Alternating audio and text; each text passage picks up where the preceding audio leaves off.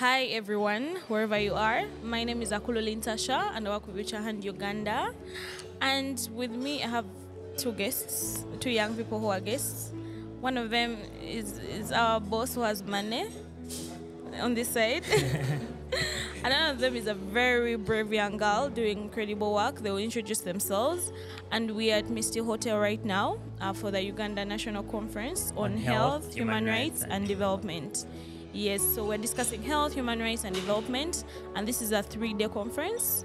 Yes, and we're here for 3 days. This is the first day. So we're just going to have a discussion with these amazing young people. They'll introduce themselves. Yes, say hi.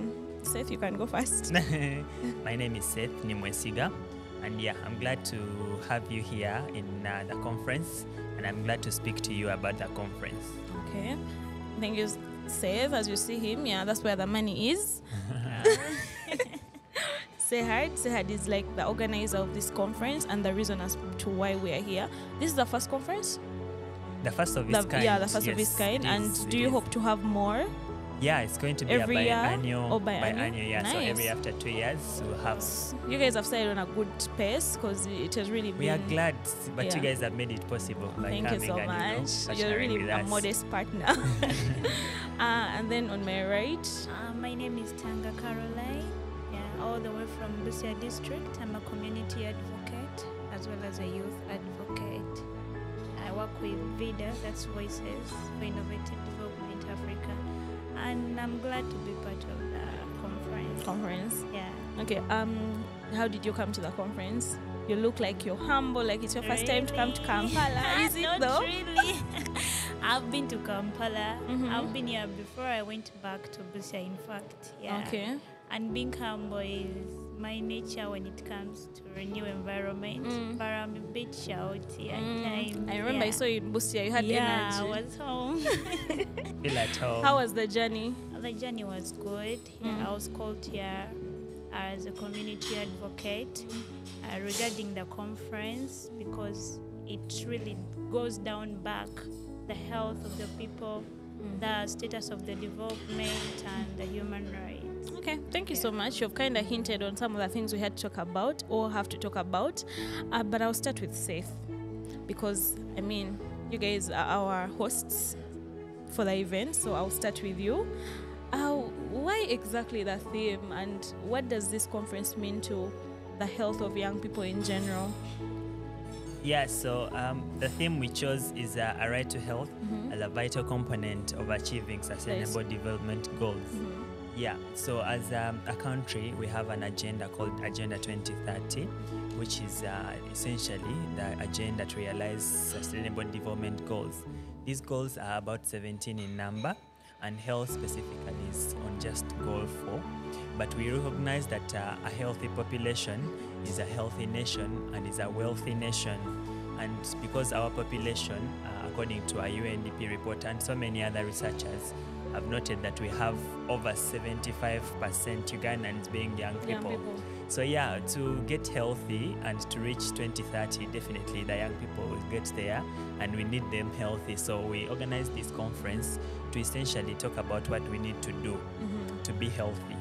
So that looks at policy, it looks at all the issues that young people face through different tracks, whether it is SRHR, whether it is mental health, wellness, harm reduction, whether it is a question of the policies and the laws, whether it's a question of all the partners that we need on board.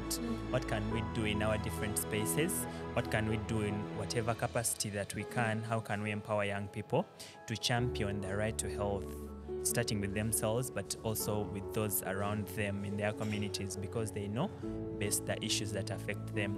So we appreciate all the partnerships and we recognize the role of partnership in realizing a healthy population. So welcome to the conference and we hope that you have a good time and you take very valuable lessons from here.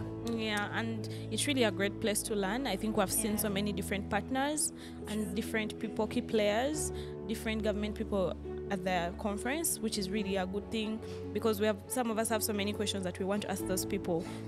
The movement, the SRHR movement and in health generally, we have some progress, but then some things look stagnant. they seem stagnant. This is the time to engage them, to bother them, to ask them why are some things still stagnant? Why aren't we moving forward? Why are there challenges? Yes. It was very nice hearing that lady who lost her child, and then she's coming out, she's like, I thank government and SRHR for helping me actually achieve justice and have justice. People normally don't hear these stories. There are some good stories, success stories, but then there are also still challenges, because she got justice, but she lost her child still. There's you no can never amount stay of the same. justice Exactly. that can restore that child, honestly. Yeah, so how do we then not have such issues? Yes, she got justice, but her child died, and because of something, reckless in the system. Anyway, you talked about the SDGs and achieving them by 2030. How many years are we to 2030? I feel like we're just left with like 7 years. How much change do we need in 7 years? Or maybe we should just celebrate the small wins. I don't know. I'll get back to you. So back to you. You come from Busia, and I think we're there like a month or 2 months ago for the International Youth Day, and you're doing incredible work. You shared your story about how you're a teenage mother, how persevered and actually went to school eventually. That's a very bold story to tell, a very nice story. Before I even say it for you, you can tell us a little about your story, and then tell us what this conference means for you as a young advocate in your community, but then also what it means to the young people actually that you work with in the community as well. What are some of the key learnings you're going to take from here to better work with the young people you work with, better your community? Just about challenges of like drug abuse in Busia. How do you want to see, which kind of change do you want to see before 2030 reaches? Yeah. Okay, you fitted on being a teenage mother. Yeah, I always say I'm now a young mother. I'm no longer a teenage mother. Yeah, it wasn't a good experience being a teenage mother, getting pregnant at 17, and your parents letting you be on your own. I don't usually like talking so straightly towards that story because it's a bit emotional. Yeah, but it was tough for me. But I was empowered, and I managed to go back to school and complete my education. Yeah, and because of what I went through at 17, life alone, I drew a picture in my head. What about these 13-year-olds, 15-year-olds who are in P6, P5, in some village? Because look at the camera as well. Okay. Because I was at least a teacher's daughter and a firstborn from a nuclear family. We are only 3. So imagine from such a family and daddy neglects you, and then life is too tough. So what about these other children in the community? What exactly happens to them? So when I sat down and thought a lot, I decided to stand up immediately after my studies, and we started advocating for the rights of young people, especially teenage mothers. And I remember when we had started, we tried to run a campaign. It was called Action for Teenage Pregnancy. It's still on my social media platforms, and I think that was a good start for us. And because of what I went through, of course, I was ignorant. I always tell people the major cause of my conceiving at a teenage age was ignorance. I did not know anything about contraceptives. At school, they only tell you to abstain. At home, the same thing. That's what your parents tell you. So I had to stand up and create awareness so that we shouldn't lose our children, because currently they're giving birth even at 12. Even at 9, I had a case in Gulu at 9. Yeah. So we have to come out and speak to them. So that's how I started advocating for the rights. I started spreading the right information of sexual reproductive health, and it has really been tremendous and still going on. Then from the conference, I'm really glad that we are here, or I'm here as a voice to amplify the matters that we that are down there in the community have seen. sometimes we do data collections on service deliveries at healthy facilities, but the youths are being left out. The young people do not have services there. It is only mentioned up here that there are youth-friendly services. But when you go down there, the services are not there. And that's why I'm so glad for the conference that our voices are being heard. And I believe an impact is yet to be made on the community, because we are raising the voice in the right place to the right people, which has not been the case when we meet in the side corners. So I believe there's going to be an impact on that. Then the other thing you talked about, I think you've answered pretty much the questions. Yeah. Yeah, that was a very nice, conversation you had there. And I think what I take from that is young people need to have information, accurate information. Yeah. Young people need to have the services. Yes. But then also we need to have youth-friendly services, because sometimes you may know where to go for these services, but you're fearing to go there because of how you're going to be looked at. Yeah, because like we have these women who look at you like, but you're a young person, why are you having sex at this age? By the way, let me highlight on that. I didn't give you the really incident that happened for me to conceive. I moved to a private clinic, and I was like, hello, is someone here? And then a mature lady came, and when I looked at her, I got scared. Can you and imagine? I walked away. Can you imagine? Yeah. So I think, Seth, you're hearing this, and everyone out there, young people, we need to have access to information, but also we need to have safe spaces. Yeah, When I go to a clinic, I don't want to be stigmatized. When I go to a hospital, I don't want to be judged because I'm going to, ask for, pills. I've seen, I think everyone has shared their experience in my spaces about how the first time maybe they went to ask for a condom in a hospital, or like get contraception, like, those emergency pills. Like someone literally reaches there, they like just want to run back, and you would rather get pregnant because the person who is going to give you this is looking at you already in a weird way. You feel like you're going to be judged, and even those that you approach sometimes actually judge you. They're asking you, but you're young, you look young. Not like some of us have baby faces. You're like, sis, please go back home and abstain.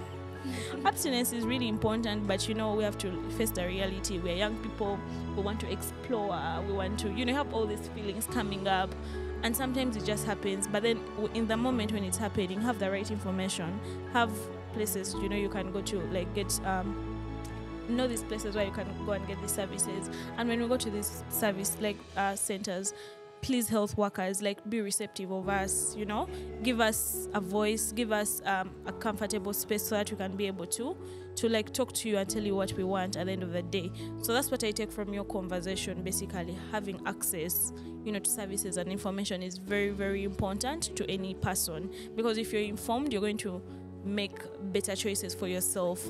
But then going back to Seth, there's this issue to do with information. We're empowering young people, giving them information, telling them about the places where they can get services, but there's still an issue to do with the economic factor. Since you guys have the money, that's why I'm driving this conversation to that point of we've talked about young people being empowered, giving them a voice. But do you think we're leaving out the economic bit? Should we then approach SRHR in a different way? SRHR with economic empowerment? Because at the end of the day, I feel like so many of these young people make uninformed choices because they are pushed to that because of the money bit. We are 75 literally young people. We are unemployed, get pregnant, give birth to more young people, and then it's just like a continuous cycle of the same. Sure. No social economic development for the country. We are burdened basically to ourselves, to our parents, but to the country as well. So how do you see that synergy, materializing now that we have this conference? Do you think we're going to come up with different strategies on how we're approaching all this? Have we been approaching it differently? Should we approach it differently to include economic growth and empowerment as something very key to SRHR? Yeah, I acknowledge that this platform is a big platform, and it's a platform to take lessons from. True. Yeah, you mentioned that as young people we want to explore, but it's not just about exploring, by the way, that we get into the SRHR issues that we face. sometimes it's the predators in the communities that we have, the shelters, that the people that are supposed to be taking care of us, the parents, relatives, teachers, etc., people in authority are the ones getting us into problems. Getting young girls pregnant, teenage pregnancies are on the rise because of those reasons. The police crime report shows that over 72,000 people were defiled in just 2022. What does that mean? And because we talked about access to information, she talked about access to information. You go into a hospital and you find old people who are going to stigmatize you, are going to judge you. Instead of looking at the realities on the ground, they are giving you a lecture on morals, saying this is an outcast, what happened to you. So it goes beyond just exploring to actually things that happen to us against our will. Yeah, but it is important because some of the people that we actually talk to in the communities say that the parents sometimes support this. Like there's a defilement, and instead of accessing justice, they will look to settle it with the perpetrators. Say, can you give us some money? Or the young girls, you find them, say, in districts like Mayuge, you find them in sugarcane plantations. What are they looking for? A living. And then they end up being exposed to these predators. So it's really important, and I'm glad that part of the conference as a track is multi-sectoral collaborations. So we definitely think that economics as a concept is important, realizing SRHR. True.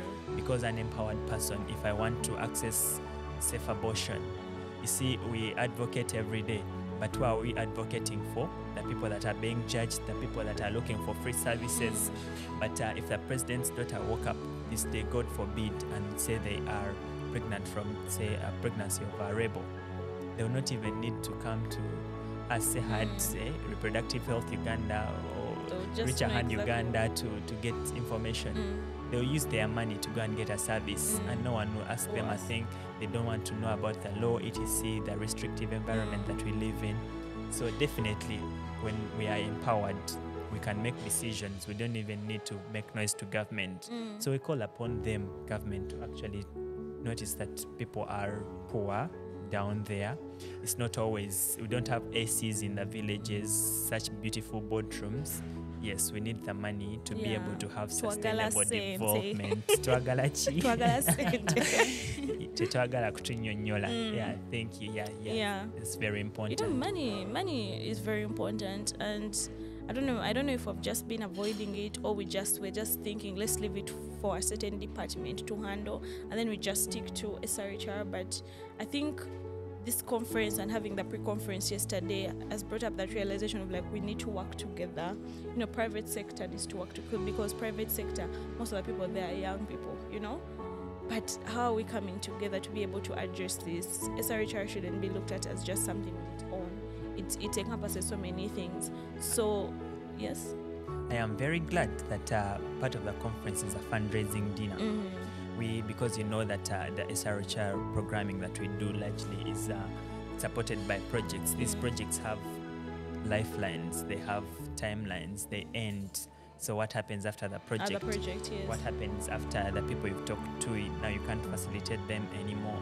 What happens to now the survivors of the sexual violence that you are advocating for? So part of the conference will be a fundraising dinner happening tomorrow, the 28th of September in the evening, and we shall look to collect some cash that can sustainably support as we plead to more people to come and, you know, empower economically the people at the grassroots. Because we need all the support. We really do. Yeah, all the support we can get. And I really like this conference, and I like the fact that we are having different people, like diverse groups of people coming into like one place to discuss. Because I think the only way we can actually succeed is by working together. The only way we can succeed is by knowing how this carries much weight. Someone was saying yesterday, you guys, you're in the SRHR movement, you're in the health movement, but I feel like the movement is constrained, is suffocated. Why are you still in the movement still? Why are you still? Because it touches us. We all want to be healthy. Yeah, you know, we all want our children to be healthy, our sisters to be healthy. We want people to thrive. We want to see ourselves achieve our goals as young people, because we have so many goals. We're all seated here, but we have different things we want to live achieve. Meaningful lives. Yeah, we want to live meaningful lives, but we also want to have fun. We want to, you know, do different things, but then still, you know, get our goals at the end of the day. So that brings me to the fact that, yesterday was World Contraception Day. Yes. Did you guys know about that? Yes. And you know how contraception is like a whole issue in the country in general, and how there are so many myths surrounding it, like contraception, and people only know even one form of contraception. But like it's like we really don't know what it is exactly. I don't know if it's because there is a lack of information, exposure, or the fact that we never talk about this, so people just keep lying to each other. Young people who can lie to each other a lot. Like use withdraw method works, and before you know it, you're pregnant. So back to the topic of contraception. The theme this time is power of options. You know that? And it's such like a very big thing. The power to make decisions, the power to know that you have options. Even when you're dating, it's nice to have different options. Like you're not stuck with one person, because it gives you power in a way. You're empowered. Because if this is not working out, I can do this. So contraception. What do you guys think about it? Well, I'll start and then hand over. So contraception, first of all, you stated it rightly that it has various myths and misconceptions surrounding it. And these myths don't just come. It's not if we don't wake up as young people and start misleading ourselves. It's because we have these other factors like the churches we go to, the cultures that we grew up in, that will tell you, don't use a condom. I am a Catholic. They don't accept that. You don't use condom. You get. Yeah, so and then we take that information now because it's not informed information. Yeah, it's just plain data out there based on one's beliefs, based on what they believe in. So yeah, we take it the way it is to young people, and sometimes it's misleading. It doesn't take into account the realities of what do I need at the time. Yeah. Yeah, actually, on what he has said, where I come from, if you're a girl, let's say S3, S4, and you're using contraceptives, and an elderly person identifies that you do, you are judged to be a prostitute. What? Yeah, she sleeps with So many prostitutes are here so then. many men. Wow. That's why. Yeah. Such Exactly. But surprisingly, sad. Before I came on Monday, we had a press conference about the same. I think that was the contraception day. The contraception day was yesterday. Before that, we had a religious leader in the press conference, and I was surprised. People need to know the truth. We are not going to run away from the truth all the time. And he was... I'm going to pretend we forever. Can't pretend. No, not forever. And he seriously opened up and said, I've been married for 30 years. I have 5 kids. Use your condoms. What did that even What mean? does that mean? He has planned for his family. If he didn't, he would be having 20 or 20 30 kids.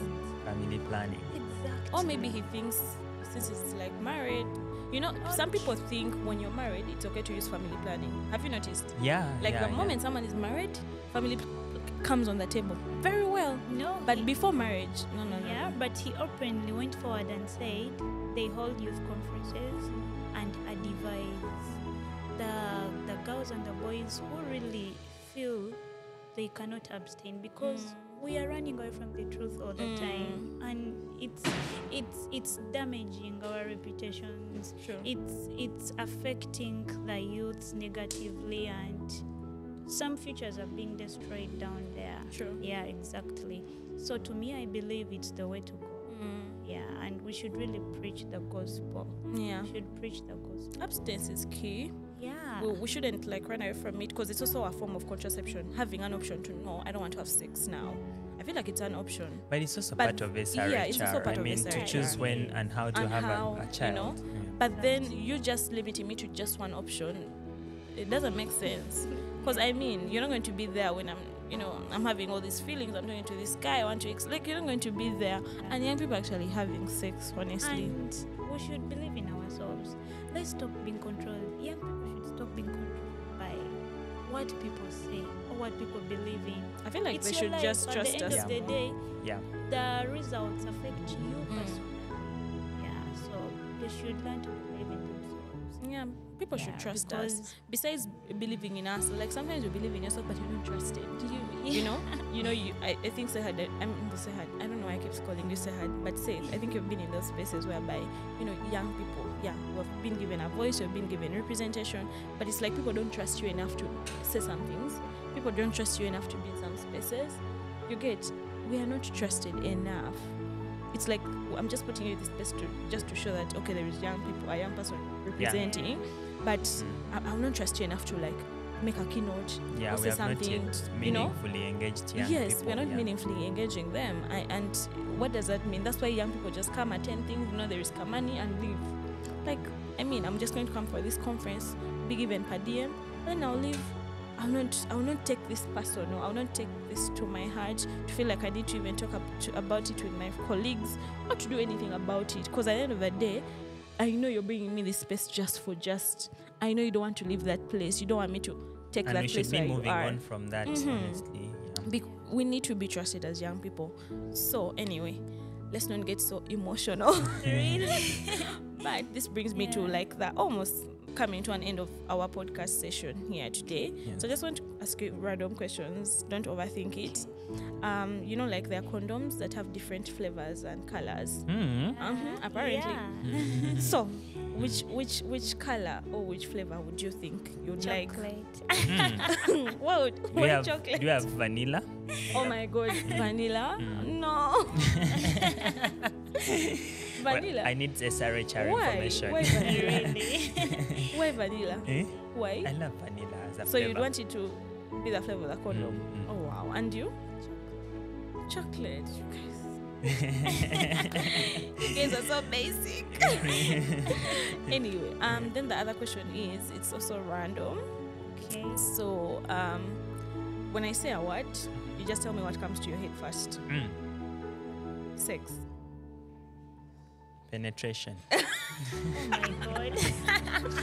Oh, this game. That's what came into my head. True. Sex. Nice with a loved one. Oh, we have a love bud here. We have someone who just Penetration. But penetration for pleasure. You see? You've just added that. Then another word, breasts. For babies. She will go first.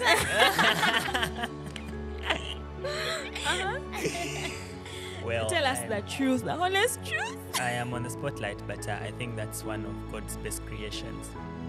I think that says everything. That says everything, low-key. Yeah, but that's a personal And opinion. okay, the last one, engagement. Engagement. What comes into my head is meaningful engagement. Spoken like a true NGO person. With a youth. Oh, that's Yeah. nice. Yeah. So we've come to the end of our podcast session. It Thank was you. nice. I don't know. I think I learned a thing or two. It was really nice. And it was nice having you, Seth, and Carol. You said you prefer being called Hope, though, right? Yeah. Because I was like, Carol, Hope. I think I You stuck with were- the hope. Oh, okay, you Yeah. stuck with the hope. Yeah. I love that. Yeah, I'm stuck with the hope. Thank you so much for taking off time, Peace. Be safe. Be happy. Bye-bye. Bye.